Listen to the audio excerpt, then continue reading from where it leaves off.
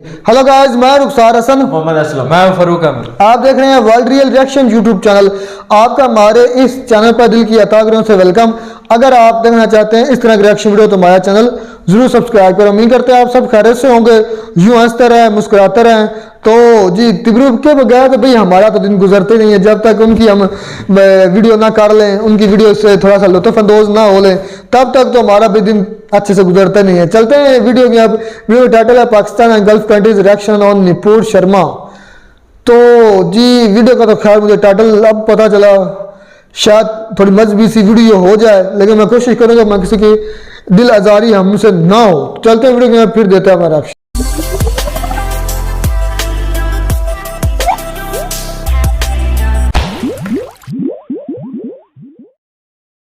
भाई लोग, इन दिनों नुपुर शर्मा के बयान से खाड़ी देशों में खलबली मची हुई है। कतर, कुवैत, ईरान जैसे देशों में इंडियन प्रोडक्ट्स का बहिष्कार चल रहा है, जिसकी वजह से बीजेपी को नुपुर शर्मा को निलंबित करना पड़ा, जो कई बीजेपी नेता, कार्यकर्ता और बीजेपी सपोर्टर्स के गले नहीं उतर रहा। लेकिन अब सवाल उठता है कि नुपुर शर्मा ने ऐसा क्या कहा जो खाड़ी देशों को हजम नहीं हुआ। तो भाई नुपुर शर्मा ने टीवी न्यूज चैनल की डिबेट के दौरान कहा था कि कुछ लोग हिंदू आस्था का लगातार मजाक उड़ा रहे हैं। अगर ऐसा है तो वह भी दूसरे धर्मों का मजाक उड़ा सकती हैं। इसके बाद उन्होंने वही कहा जो 10 साल पहले जाकिर नाइक खुद बोल चुका है। लेकिन अफसोस, नुपुर शर्मा के बयान पर पाकिस्तान समेत खाड़ी देश तो आपत्ति जता सकते हैं, लेकिन जाकिर नाइक के खिलाफ कोई भी खाड़ी देश एक शब्द नहीं बोलता। जबकि जाकिर नाइक ने भी वही कहा जो नुपुर शर्मा ने कहा था। ये भेदभाव क्यों? भाई चलो, मैं मानता हूँ किसी के खुदा भगवान के बारे में बोलना गलत है, तो भाई ये कहाँ तक सही है जो पिछले कुछ हफ्तों से शिवजी और शिवलिंग के बारे में भद्दे पोस्ट किए जा रहे थे, इस पर कोई खाड़ी देश क्यों नहीं बोलता।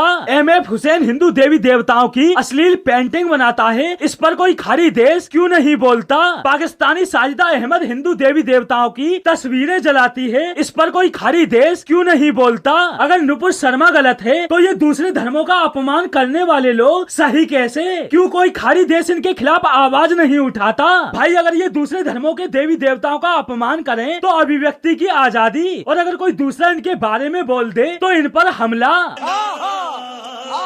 और भाई ये देखो, सबसे ज्यादा उछल कौन सा देश रहा है? कतर, जो साला खुद आतंकी फंडिंग की वजह से ग्रे लिस्ट में शामिल होने की कगार पर है। और भाई ये वही कतर है जिसने हिंदू देवी देवताओं का अपमान करने वाले एमएफ हुसैन को अपने देश की नागरिकता दी थी, और आज ये ज्ञान दे रहे हैं भारत को।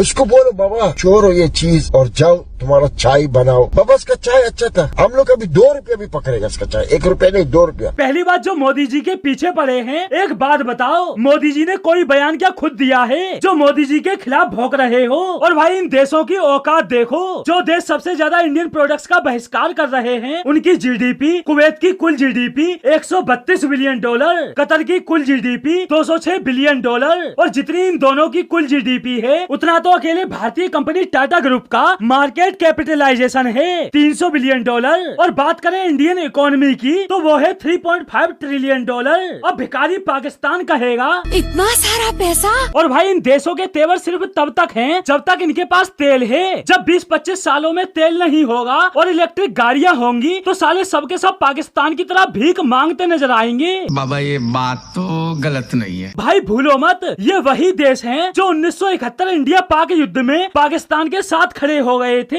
केवल इजराइल था जो खुल के भारत के सपोर्ट में आया था और मदद भी की थी। लेकिन अब सवाल उठता है कि ये इतनी छीछालेदी फैलाई किसने जो नुपुर शर्मा का बयान अंतर्राष्ट्रीय विषय बन गया? तो भाई इसको लेकर लोगों का कहना है। ऑल्ट न्यूज के को फाउंडर मोहम्मद जुबैर के अकाउंट को आप जाकर देखिएगा। हिंदुस्तान का जर्नलिज्म का मुखौटा पहनकर इस व्यक्ति ने हिंदुस्तान को, हिंदुस्तान की सरकार को पूरे विश्व भर में बदनाम कर दिया है। और बाकी बची कुछ कसर पूरी की पाकिस्तान ने भारत की इमेज खराब करने के लिए अलग अलग देशों से भारत के खिलाफ ट्विटर पर ट्रेंड चलवाए ताकि दुनिया में भारत की इमेज खराब की जा सके, क्योंकि इनके पास अब तक कोई हथियार था नहीं जो खाड़ी देशों को भारत के खिलाफ कर सके। इन्होंने अपना हथियार बनाया नुपुर शर्मा के बयान को, जिसकी वजह से यूएई, सऊदी अरब जैसे देश जो 370 के मुद्दे पर भारत के साथ खड़े थे वो भी भारत से नाराज नजर आए। हालांकि इनका नाराज होना जायज भी है, लेकिन सवाल ये उठता है कि चीन द्वारा वीगन मुस्लिमों पर हो रहे अत्याचार के खिलाफ कोई खाड़ी देश क्यों नहीं बोलता?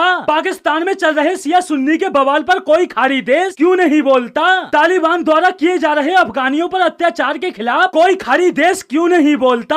ये ना समझा क्या मेरे को? भाई इंडिया में कुछ घटित हो और पाकिस्तान उसमें ना कूदे, ये तो असंभव है। शहबाज शरीफ से लेकर कटोरा खान ने तक भारत के खिलाफ भर भर के ट्वीट्स किए। पाकिस्तान के प्रधानमंत्री, पूर्व प्रधानमंत्री, यहाँ तक कि पाकिस्तानी आवाम ने तो भारत के खिलाफ इतना दुष्प्रचार किया जितना वो कर सकते थे। लेकिन इनकी दुनिया में औकात क्या है उससे पूरी दुनिया वाकिफ है। लेकिन फिर भी भारतीय विदेश मंत्रालय ने अपना बयान जारी करते हुए पाकिस्तान को आईना दिखाया। भारतीय विदेश मंत्रालय ने अपना स्टेटमेंट जारी करते हुए कहा, अल्पसंख्यकों के अधिकारों का बार बार उल्लंघन करने वाले किसी अन्य देश के अल्पसंख्यकों के साथ हो रहे व्यवहार पर बयानबाजी कर रहे हैं। दुनिया पाकिस्तान द्वारा हिंदुओं, सिखों, ईसाइयों और अहमदियों सहित अल्पसंख्यकों के लगातार उत्पीड़न की गवाह है। भारत सरकार सभी धर्मों का सम्मान करती है, जबकि पाकिस्तान में कट्टरपंथियों को सराहा जाता है और उनके सम्मान में स्मारक बनाए जाते हैं। हम पाकिस्तान से भारत में सांप्रदायिक सौहार्द को बिगाड़ने या प्रोपेगेंडा फैलाने के बजाय अल्पसंख्यक समुदायों की सुरक्षा और उनकी भलाई पर ध्यान देने का आह्वान करते हैं। भाई कुल मिलाकर इस बयान को शॉर्ट में कहें तो भारतीय सरकार का पाकिस्तान से कहना था भग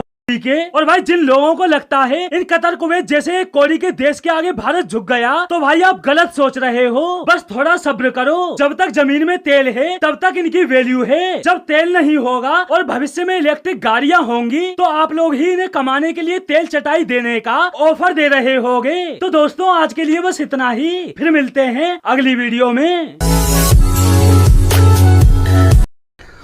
तो जी वीडियो शायद थोड़ी मजहबी लिहाज से थी, चले अब सिलेक्ट हो चुकी बात, तो बात वही है जो सच है। अगर ये थोड़ा मुद्दा पुराना है, नुपुर शर्मा ने जो टीवी शो पर काम किया, जो बातें की, वो क्यों की, उसकी वजह यह थी कि उनको उकसाया गया था। लेकिन बातें जो अभी तक जो मुझे याद नहीं है, मेरे ख्याल में वो बातें गलत थी। अब ये मजहब को टच नहीं हम करेंगे कि वो मजहबी लिहाज से उनकी क्या सजा है या क्या नहीं है, वो हर एक को पता है। क्या पाकिस्तान बल्कि मुसलमान का एक क्या नारा लगाते हैं मुसलमान, वो सबको पता ही है। बात यह है कि हमें जिस तरह अपना बात की है दूसरे टिब्रू भाई ने भी, कि भाई हमें सबको एक दूसरे के मज़हब का एहतराम करना चाहिए। पाकिस्तानियों को, मुसलमानों को हिंदू मज़हब का एहतराम करना चाहिए। उनके बारे में कोई भी ऐसी बात नहीं करनी चाहिए। इसके बारे में बाकायदा हदीस भी हैं, बाकायदा हदीस है कि आप किसी के मज़हब के बारे में ना बोलें ताकि वो आपके मज़हब के बारे में ना बोले। मतलब इस तरह का हदीस का मफहूम है। और जो ये मजहबी लिहाज से बातचीत होती है, इससे मैं बहुत गुरेज करता हूँ, क्योंकि मजहबी लिहाज से लोग जो है ना वो इमोशनली अटैच होते हैं। मैं अगर अपने इस्लाम से अटैच हूँ तो सारी बात है, मेरे नज़दीक इस्लाम से बेहतर कोई भी दीन नहीं है। आप में से जो हिंदुइज़्म के साथ अटैच हैं, आपके नज़दीक हिंदुइज़्म से कोई बेहतर दीन नहीं है, मज़हब नहीं है। ये हर एक का यही मानना है। ईसाइयत की बात, क्रिश्चियन की बात करें, जो क्रिश्चियन होते हैं उनके नज़दीक भी यही है कि सबसे अगर बेहतर कोई मज़हब है तो वो क्रिश्चियनिटी है, यानी कि ईसाइयत है। इसे बुद्धिज़्म है, जितने भी मज़हब हैं दुनिया में, तमाम उनके फॉलोअर्स, तमाम उनके पैरोकार, उनका यही मानना है कि हमारे मज़हब से ज़्यादा और बेहतर कोई मज़हब नहीं है। तो इसलिए गुरेज करनी चाहिए इस तरह की गुफ्तगू से, जिस तरह अगले के मज़हब को हिट हो, अगले के इमोशंस जो है, जज्बात जो हैं वो मजरू हो। और बात रही तिब्रू भाई की, वो मुझे बहुत अच्छी लगी कि भाई किसी के मज़हब को हिट नहीं करना चाहे वो नुपुर शर्मा या अवैस, वो जो वैसी है, क्या उसका नाम है, मुझे नाम उसका भूल गया, पर मुसलमान जो इंडिया में मौजूद है। बात सिर्फ इतनी सी है कि हमें गुरेज करना है। जी आप भाई फरूक असलम, आप इस पर क्या कहना चाहेंगे नुपुर शर्मा के बारे में? चाहे वो तो एक इस्लामी पॉइंट ऑफ व्यू बन जाएगा, आप ओवरऑल क्या कहना चाहते हैं सारे इस वीडियो के बारे में? पहले तो मैं यही कहना चाहता हूँ कि जो नुपुर शर्मा ने किया बात कही थी ना, गलत की थी। ऐसी बात किसी, चाहे इस्लाम हो, क्रिश्चियन हो, कोई भी मजहब हो, किसी मजहब को पॉइंट आउट नहीं करना चाहिए, हिट नहीं करना चाहिए। क्योंकि अगर मैं मुसलमान हूँ तो लाजमी बात है मैं किसी को अपने मजहब के खिलाफ नहीं बोलने दूंगा। ऐसे वो तो मैं पहले कह दिया, हर एक के लिए बाकी उनका तो दीन है, अच्छा होता अगर है। हिंदू होगा तो वो अपने मजहब को इतनी खिलाफ करना- किसी को नहीं बोलने देगा। बिल्कुल। जिस बंदे का जो अकीदा है ना, उसको अटैक जो मजहब है अटैक उसका, वो अपने मजहब के साथ मुखलस होता है। यार वैसे हम जो भड़ास निकालते हैं एक दूसरे को निकालते रहे, मजहब को साइड पर रख दे यार। मजहब इतना नाजुक सा मसले होते हैं मजहब के कि उसके बारे में बोलनी नहीं चाहिए। वैसे हम एक दूसरे की सियासत है, एक दूसरे की तरक्की है, एक दूसरे की टेक्नोलॉजी है, एक दूसरे के मिसाइल है, कितनी चीजें और पड़ी हैं बात करने के यही लिए। वो बातें हैं जिससे इंसान एक दूसरे से दूर होता है, एक दूसरे के खिलाफ जाता है। बिल्कुल, ज्यादा नफरत फैलती है। हमारे जैसे देखो यहाँ पर फिरके बने हुए हैं, सुन्नी शिया वाबी क्या इतने फिरके बने हुए, वो एक दूसरे से यानी एक दूसरे की बात वो बर्दाश्त नहीं कर सकते। वो सारे कहते हैं मैं ठीक हूँ, मैं ठीक हूँ, सारे अपनी अपनी जगह ठीक होते हैं। बिल्कुल, इसी वजह से तो ये मसले बनते हैं, इसलिए मजहब के बातों से गुरेज करना चाहिए। अगर कोई बंदा किसी के मजहब को हिट करेगा तो लाजमी बात है वो भी दूसरे के मजहब को ही हिट करेगा। तो इससे इख्तिलाफ भी बढ़ते हैं और लड़ाई झगड़े वगैरह भी बढ़ते हैं। यही बात है कि बंदे को किसी के मजहब को पॉइंट आउट नहीं करना, चाहे वो मुसलमान है, चाहे वो हिंदू है, चाहे वो ईसाई है, चाहे वो बुद्धिज्म का मानने वाला है, चाहे वो सितारों का मानने वाला, कोई भी किसी भी मजहब से अटैच है, दूसरे के मजहब से गुरेज करना चाहिए। वो जो मजहब की बात होती है वो जाकर सीधा दिल को लगती है, दिल में ज्यादा दर्द होता है। तो उम्मीद करते हैं आपको हमारी ये वीडियो अच्छी लगी होगी। वीडियो अच्छी लगी हो तो हमारे चैनल जरूर सब्सक्राइब करें। मिलता है नई वीडियो में नया टॉपिक के साथ, तब तक दीजिए इजाजत।